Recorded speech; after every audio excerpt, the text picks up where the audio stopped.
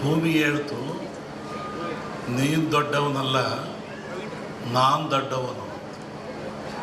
ಯಾಕೆಂದರೆ ಸಮುದ್ರ ಇರೋದಲ್ಲಿ ಭೂಮಿಯ ಮೇಲೆ. ಎಷ್ಟೇ ಸಮುದ್ರ ಅಗಲ ಉದ್ದ ಆಳ ಇದ್ದರೂ ಅದು ಭೂಮಿಯ ಮೇಲಿದೆ. ಅದಕ್ಕೆ ನೀನು ದೊಡ್ಡವನಲ್ಲ, ನಾನು ದೊಡ್ಡವನು. ಭೂಮಿ ಹೇಳ್ತು, ನಾನು ದೊಡ್ಡವನು. ಆನಂತರ ಅಲ್ಲಿ ಆದಿಶೇಷ ಇದ್ದ, ನಾಗರಾಜ ಇದ್ದ. ಅವನೇ ಹೇಳ್ದ, ನೀನು ದೊಡ್ಡವನಲ್ಲ, ನಾನು ದೊಡ್ಡವನು. ಯಾಕೆಂದರೆ ನಿನ್ನ ಹೊತ್ಕೊಂಡ್ರೋ ನಾನು. ಆದಿಶೇಷನ ತಲೆಯ ಮೇಲಿದೆ ಭೂಮಿ ಅಂತಾರೆ. ನೀನಂಗೆ ದೊಡ್ಡವನಾಗ್ತೀಯ?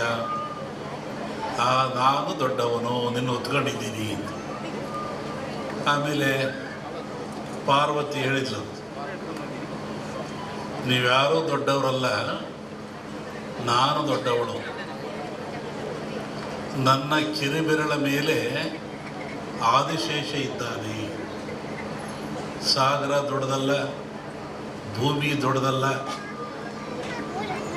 ನಾಗರ ಆದಿಶೇಷ ದೊಡ್ಡವನಲ್ಲ. ಇಲ್ಲಿ ಪಾರ್ವತಿ ನನ್ನ ಕಿರುಬೆರಳ ಮೇಲಿದ್ದಾನೆ ಆದಿಶೇಷ, ಅದಕ್ಕೆ ನಾನು ದೊಡ್ಡವಳು. ಅದಕ್ಕೆ ಹೇಳ್ದ ಪರಮಾತ್ಮ, ನೀನು ದೊಡ್ಡವಳಲ್ಲ, ನಾನು ದೊಡ್ಡವನು. ಯಾಕೆ? ನೀನು ನನ್ನ ಅರ್ಧಾಂಗಿ, ಅದಕ್ಕೆ ನಾನು ದೊಡ್ಡವನು. ಮತ್ತು ಕೊನೆ ಚರ್ಚೆ ಆಯಿತು, ಯಾರು ದೊಡ್ಡವರು ಅಂತಂದರೆ, ಪರಮಾತ್ಮ ಎಲ್ಲಿದ್ದಾನೆ? ಭಜಿಸುವಂಥ ಭಕ್ತರ, ಧ್ಯಾನ ಮಾಡುವಂಥ ಭಕ್ತರ, ಪೂಜಿಸುವಂಥ ಭಕ್ತರ, ನೆಲೆಸ್ತಕ್ಕಂಥ ಭಕ್ತರ ಮನದ ತುದಿಯಲ್ಲಿ ಅಡಗಿಪ್ಪ. ಇಲ್ಲಿ ಯಾರು ದೊಡ್ಡವರಾದರೂ? ಭಕ್ತರೇ ದೊಡ್ಡವರಾದರು.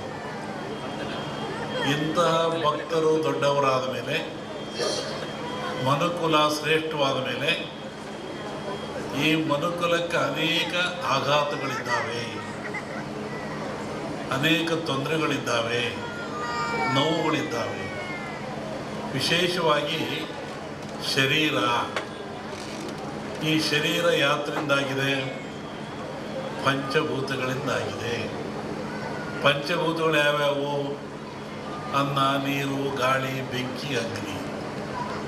ಅದರಲ್ಲೂ ವಿಶೇಷವಾಗಿ ಅನ್ನೋತು ಪ್ರಾಣ, ಪ್ರಾಣೋತು ಪರಾಕ್ರಮ ಅಂದರು. ಅನ್ನ ಇದ್ದರೆ ಮನುಷ್ಯನಿಗೆ ಪ್ರಾಣ ಬರೋದು, ಶಕ್ತಿ ಬರೋದು. ಈ ಅನ್ನ ಎಲ್ಲಿಂದ ಬರ್ತದೆ? ಯಾವ ಕಾರ್ಖಾನೆಯಲ್ಲೂ ತಯಾರಾಗಲ್ಲ, ಯಾವ ವಿಜ್ಞಾನಿಯೂ ತಯಾರು ಮಾಡಲ್ಲ. ಇದೆಲ್ಲಿಂದ ಬರ್ತದೆ? ಭೂಮಿಯ ಮೇಲೆ ರೈತ ಬೆಳೀತಾನೆ. ಭೂಮಿಯ ಮೇಲೆ ಈ ಭತ್ತವನ್ನು, ಜೋಳವನ್ನು, ಕಬ್ಬನ್ನು, ಮೆಣಸಿನ್ಕಾಯನ್ನು, ಏನು ನಾವು ತಿಂತೀವಲ್ಲ ಆಹಾರಗಳು, ಎಲ್ಲವೂ ಭೂಮಿಯಲ್ಲಿ ಬೆಳೀತಕ್ಕಂಥದ್ದು, ಸಿಗ್ತಕ್ಕಂಥದ್ದು. ನಾವೇನು ಇವತ್ತು ಗಿಡಮೂಲಿಕೆ ಆರಾಧನೆ ಹೋಮ ಮಾಡಿರಲ್ಲ, ಇದೆಲ್ಲಿಂದ ಬಂತು ಅಂದರೆ ಗಿಡಗಳಿಂದ, ವೃಕ್ಷಗಳಿಂದ, ಬಳ್ಳಿಗಳಿಂದ ಇದು ಬಂದಿರತಕ್ಕಂಥದ್ದು. ಅಂದಮೇಲೆ ಈ ಧನ್ವಂತರಿ ಯಾಗ, ಧನ್ವಂತರಿ ಹೋಮ ಇವೆಲ್ಲವೂ ಸಹಿತ ಮನುಷ್ಯನ ಉದ್ಧಾರಕ್ಕಾಗಿ, ದೇಹದ ಏಳಿಗೆಗಾಗಿ ಸದೃಢವಾಗಿರಬೇಕು. ಮನುಷ್ಯ ಶಕ್ತಿಯುತವಾಗಿರಬೇಕು, ಸದೃಢವಾಗಿರಬೇಕು, ಚಿಂತನ ರಹಿತನಾಗಿರಬೇಕು, ಯೋಗ್ಯವಾದ ಮನಸ್ಸುಳ್ಳವನಾಗಿರಬೇಕು. ಇದಕ್ಕಾಗಿ ಇವೆಲ್ಲವೂ ನಮಗೆ ಬೇಕು. ಇದನ್ನು ಕೊಟ್ಟವರು ಯಾರು? ಭೂಮಿ ಮೇಲೆ ಮನುಷ್ಯ ನನ್ನ ಭಗವಂತ ಹುಟ್ಟಿಸಿದ, ಭಗವಂತನ ಪ್ರೇರಣೆಯಂತೆ ಮಾನವ ಹುಟ್ಟಿದ. ಈ ಮಾನವ ರಕ್ಷಣೆ ಯಾರದು? ತಂದೆ ಕೆಲಸ ಏನು? ತಾಯಿ ಕೆಲಸ ಏನು? ಜೋಪಾನ ಮಾಡೋದು, ಬೆಳೆಸೋದು, ಒಳ್ಳೆ ವಿದ್ಯೆಯನ್ನು ಕೊಡೋದು, ನೀತಿಯನ್ನು ಕಲಿಸೋದು, ತಿಳುವಳಿಕೆ ಕೊಡೋದು, ಸಂಸಾರಕ್ಕೆ ಸೂತ್ರಗಳನ್ನು ಕೊಟ್ಟು ಆದರ್ಶ ವ್ಯಕ್ತಿಯನ್ನಾಗಿ ಮಾಡ್ತಕ್ಕಂಥದ್ದು. ಇಲ್ಲಿ ಭಗವಂತ ಮನುಷ್ಯರನ್ನು ಹುಟ್ಟಿಸಿದ ಮೇಲೆ ಅವನಿಗೆ ಬೇಕಾಗುವ ಎಲ್ಲ ಸವಲತ್ತುಗಳನ್ನು ಕೊಡಬೇಕು. ಅವನು ಯಾಸವರತ್ ಕೊಟ್ಟ ವಿಶೇಷವಾಗಿ ಆಯುಷ್ಯು, ಆರೋಗ್ಯ.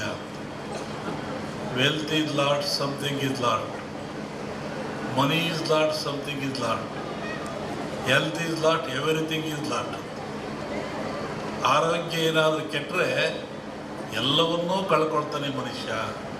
ಏನಿದ್ರೇನು, ಆರೋಗ್ಯ ಭಾಗ್ಯ ಇಲ್ಲದೆ ಹೋದರೆ ಆಯುಷ್ಯ ರೇಖೆ ಇದ್ದೇನು, ಸಂಪತ್ತು ರೇಖೆ ಇದ್ದೇನು. ಆರೋಗ್ಯ ಇಲ್ಲದವ್ರು ಏನು ಮಾಡ್ತಾನೆ? ಏನೂ ಮಾಡೋಕ್ಕಾಗಲ್ಲ.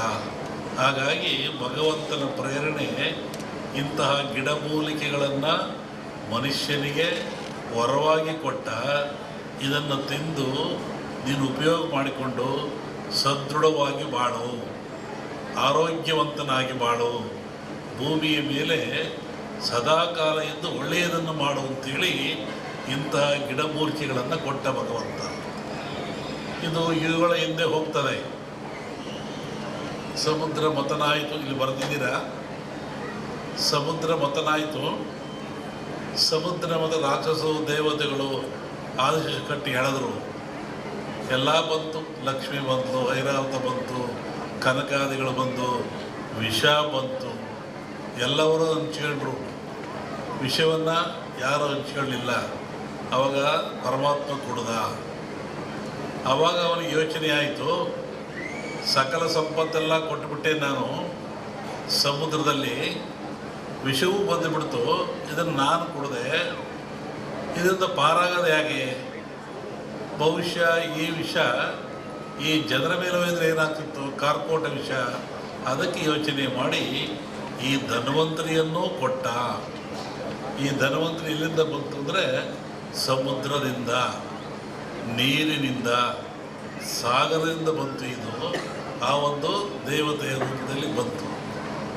ನಮ್ಮಲ್ಲಿ ಕೇಳಲಿಕ್ಕೆ ಬುರುಳಿ, ಕಾಮತ್ತು ಎಲ್ಲ ಬಂದಿದ್ದರು ಈ ವಿಚಾರವಾಗಿ. ಕೆಲವು ಸೂಚನೆಗಳನ್ನು ಹೇಳಿದ್ವಿ ನಾವು. ನೀವು ಯಾಗ ಮಾಡುವಂಥ ಜಾಗದಲ್ಲಿ ವೃಕ್ಷ ಇರಬೇಕು, ಅಲ್ಲಿ ಒಂದು ಹುತ್ತ ಇರಬೇಕು, ಅಲ್ಲಿ ಒಂದು ಎಕ್ಕದ ಗಿಡ ಇರಬೇಕು, ಮತ್ತು ಸಮುದ್ರ ಪೂಜೆಯನ್ನು ಮಾಡಬೇಕು. ಯಾಕೆಂದರೆ ಮೂಲ ಸಮುದ್ರವೇ ಮೂಲ. ಇದಕ್ಕೆ ಗಿಡ, ವೃಕ್ಷ, ಬಳ್ಳಿ ಇದಕ್ಕೆಲ್ಲ ಸಮುದ್ರವೇ ಮೂಲ. ಅಲ್ಲಿಂದ ತರಬೇಕು.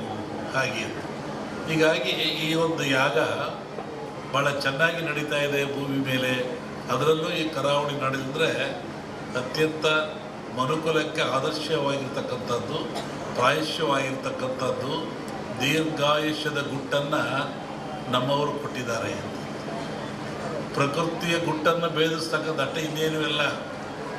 ಪ್ರಕೃತಿ ಎಲ್ಲ ಕೊಟ್ಟುಬಿಟ್ಟಿದೆ. ಅದರ ಗುಟ್ಟನ್ನು ಭೇದಿಸಿ ಮನುಷ್ಯ ಉಪಯೋಗ ಪಡಿತಕ್ಕಂಥದ್ದು, ಆರೋಗ್ಯವಂತನಾಗ್ತಕ್ಕಂಥದ್ದು. ಹೋಮಗಳಂದರೆ ಏನು? ಹೋಮವನ್ನು ಯಾತಕ್ಕೋಸ್ಕರ ಮಾಡಿ